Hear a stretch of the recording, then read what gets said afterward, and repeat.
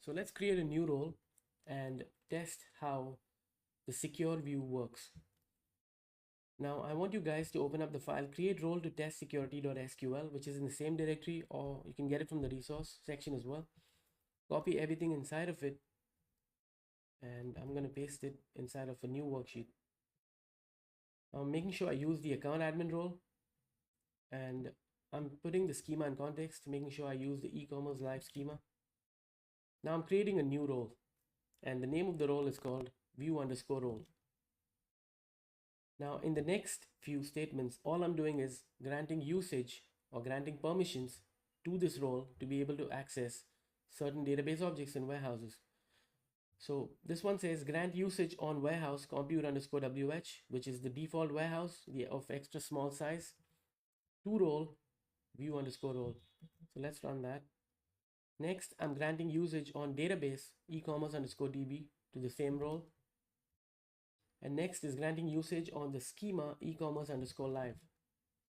Now in the next three SQL statements, I'm just granting this role a select only access. Okay, it says grant select on the name of the secure view to this role,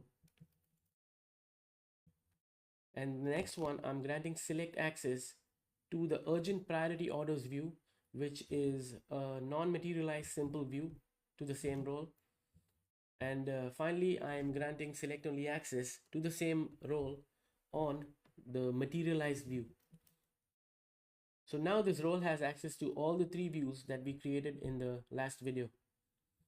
Now, finally, I'm granting the role to myself. Now you can actually create a new user and grant the role to that user. That's how typically it's done. But since I don't want to create a new user, I'm just gonna grant this role to myself. So now I'm gonna switch to the new role that we created above by saying use role view_role. So you can see the Snowflake database disappeared, and you will only see the database and tables and views that this role has access to. So if you click on this and click on the warehouse, you will see this role now cannot see the other warehouse which I had, which is prod_excel. And also if you expand the database and the schema, you'll see I cannot see the tables anymore because I've switched my role. And I can see the three views that we created in the earlier section. So now let's go ahead and check if I can do a select star on the secure view. Looks good. I'm able to select, which is the whole purpose of this role. Let's also check if I can query the other views. Works fine. I'm also gonna quickly query the simple view, which is urgent priority orders, and it looks fine as well. So now if I want to get access to the underlying query which was used to create this view, how would I do that? Now there's a function called get_ddl. Now this is an inbuilt function. Using this function you can actually get the DDL statements of a table, a view, a materialized view, what have you. All right, so I'm using the function get_ddl. Keep in mind I am using the role view_role. That's the one which is currently in context.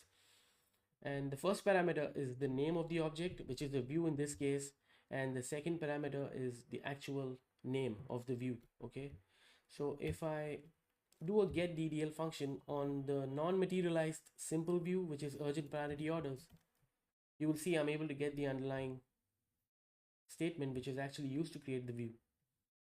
Now but if I try to do it on a secure view, let's see what happens.